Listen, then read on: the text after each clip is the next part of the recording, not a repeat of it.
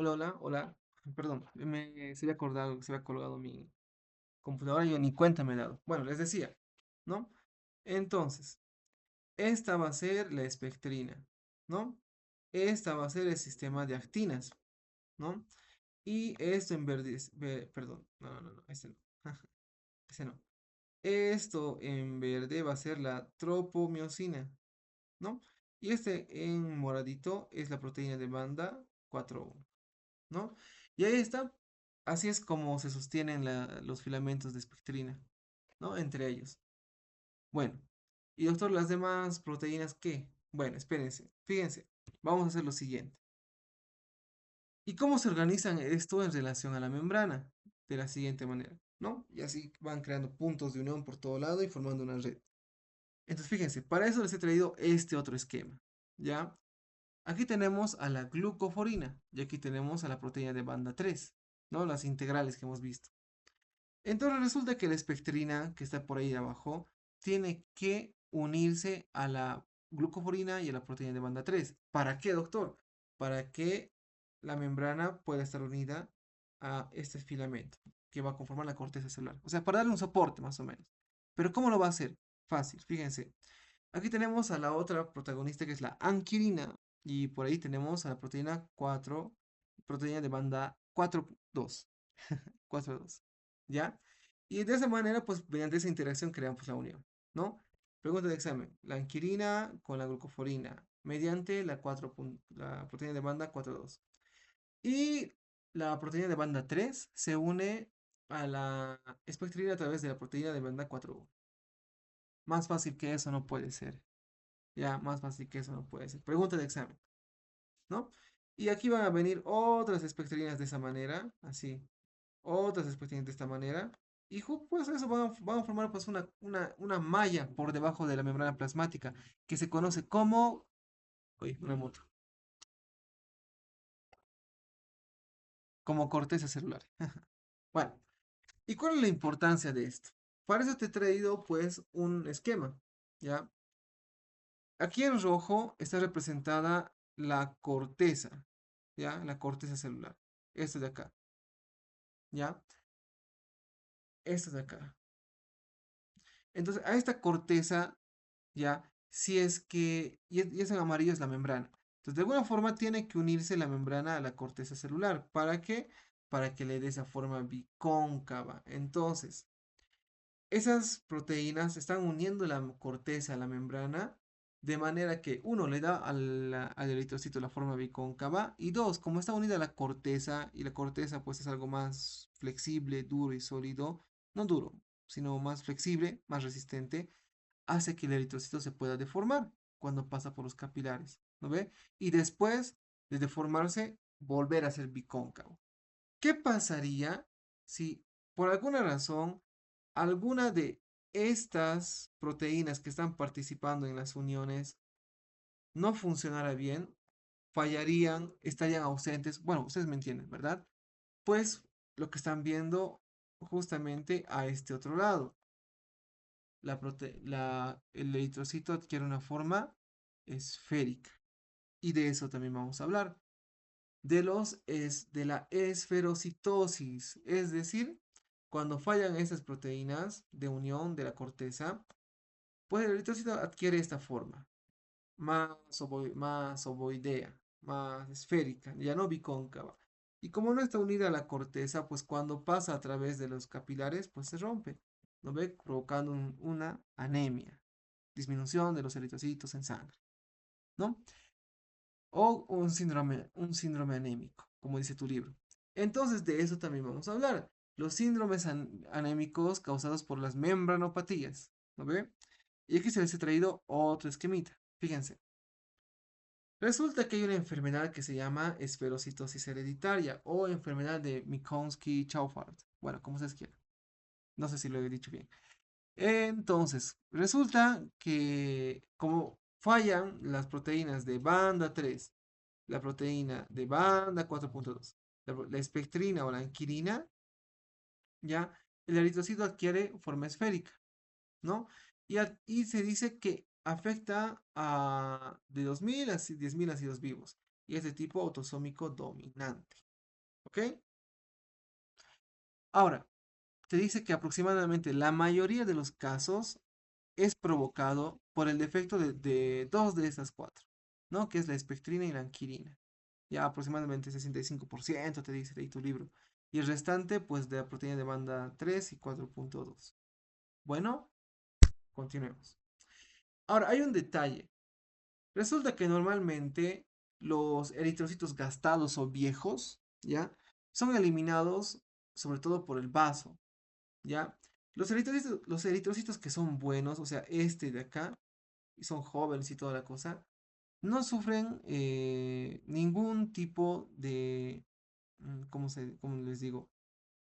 O sea, pasan por el vaso normalmente y no pasa nada. En cambio, a, las, a los eritrocitos viejos o deformes, como en este caso los esferocitos, ¿ya? Los macrófagos que están en el vaso, ¿ya? Los agarran y los matan, porque justamente como tienen formas irregulares, pues son atrapados por los macrófagos del vaso y los destruyen. Y como una persona con esta enfermedad tiene casi todos sus eritrocitos deformes, pues mata a casi todos sus eritrocitos. Y no hay eritrocitos pues que lleven oxígeno, ¿no ve? No hay eritrocitos que lleven oxígeno. Por tanto, ¿cuál sería una posible solución? Te dice tu libro. No, no solución, sino algo que ayude a este paciente. Es sacar el vaso, donde están los macrófagos que matan a esos esferocitos. ¿No? Esplenectomía. Eso es. ¿Ok? Muy bien. Continuemos. Ahora vamos a hablar de algo parecido a la esferocitosis, ¿ya? Que es la formación de ovocitos, ovocitosis o algo así. Bueno, resulta que aquí están participando el defecto de otras proteínas. Bueno, principalmente otra vez la espectrina y la proteína de banda 4. Y en este caso van a causar el defecto de estas, ¿ya? De estas va a causar una enfermedad que se llama eliptocitosis o u ovalocitosis, como quieran llamarlo. Bueno, lo interesante es esto, ¿no? En este caso, el eritrocito todavía tiene su capacidad de deformarse, o sea, cuando entra un capilar, todavía se deforma, no se rompe, pero no recupera su forma original, su forma bicóncava, pero sigue viviendo. El punto es que sigue viviendo. Y como sigue viviendo así deforme, ¿no? Sigue cumpliendo su función. Por eso te dice tu libro, estas personas, ¿ya? El 90% carecen de manifestaciones clínicas, o sea, pueden pasar desapercibidas. Ahora, hay una variante de esta eliptocitosis, ¿no? Que es la ovalocitosis del sureste asiático. Y curiosamente les confiere resistencia al paludismo. ¿Ya?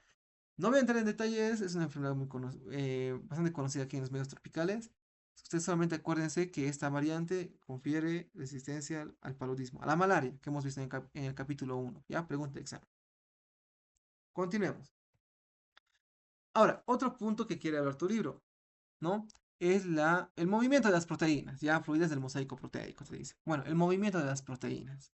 Las proteínas, como los lípidos, ¿pueden moverse? La respuesta es sí, pueden moverse, ¿no? ¿Qué tipo de movimiento? Hacen rotación y difusión lateral, o sea, se mueven, o sea, giran sobre ellos mismos y se mueven de lado a lado. Lo que no pueden hacer es flip-flop, como los lípidos, ¿verdad? Entonces, fíjense, pero resulta que su movimiento lateral, esa difusión lateral, muchas veces está limitado, o sea, la célula, mediante mecanismos, hace que no se mueva tanto.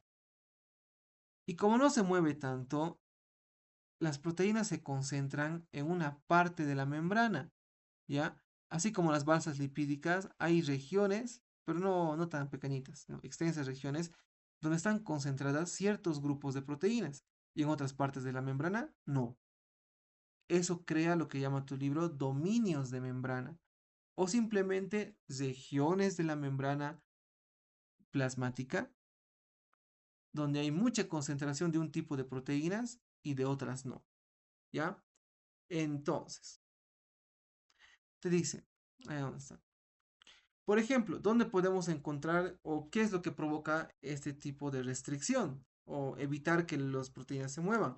Pues crea células especializadas o especializaciones de la membrana. Por ejemplo, es por esa razón que los epitelios tienen pues superficies apicales, basales y laterales.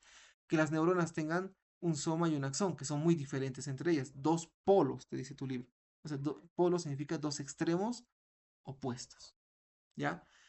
Y en el caso del espermatozoide tiene un acrosoma, un cuerpo y una cola, ¿no? Todo esto gracias a que se está limitando un grupo de proteínas en una zona de la membrana. Muy bien. Entonces, como ejemplo nomás, ¿ya? Aquí tienes una célula epitelial. Entonces, esta partecita de acá es la cara apical, ¿no ve? Que mira hacia el exterior. Y toda esta zona de acá es la zona lateral o el dominio lateral. Y esta zona de acá es el dominio basal, lo de abajito. Entonces, tu libro nos dice que en estas tres zonas, ¿ya? Hay proteínas diferentes. ¿Por qué? Porque se ha limitado su movimiento. Y como se ha limitado su movimiento, una proteína de acá no puede pasar una proteína de acá a un segmento de acá. Y viceversa. Eso crea dominios de membrana. Bueno, muy bien. Ahora, la última parte que nos faltaba. Y rápidamente lo voy a hacer ya para que no se canse mucho. Los detalles lo van a estudiar ustedes. Vamos a hablar de los glucolípidos y el glucocáliz. Y para que tú puedas entender lo que te quiere decir tu libro, te voy a dar una breve explicación que no está específicamente en esta parte del libro, ¿ya? ¿Cuál es la diferencia entre estos términos? Glucolípido, glucoproteína y proteoglucano. Hace referencia acá. Lo que te estoy mostrando acá son azúcares, ¿ya? Azúcares. Azúcares y que tú ves que algunos son cortitos y otros son largos. Bueno, a los que son cortitos se los llama oligosacáridos y a los que son largos se los llama polisacáridos. Nada más, punto. Eso es todo.